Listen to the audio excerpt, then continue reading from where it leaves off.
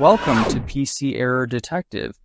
Today I'm going to show you exactly how to delete a page in Adobe Acrobat quickly and easily, so you can manage your PDF files like a pro.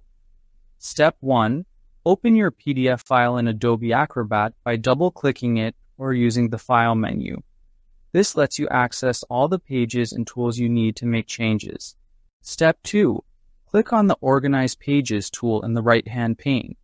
This tool shows all your pages as thumbnails and is essential for editing or deleting pages. Step 3. Select the page you want to delete by clicking on its thumbnail. This helps you make sure you are removing the correct page before any changes are made.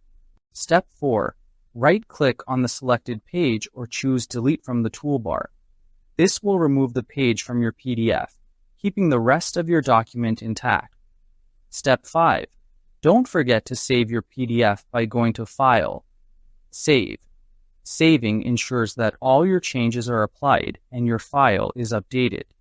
Thanks for watching, and make sure to subscribe to PC Error Detective for more easy tech tutorials.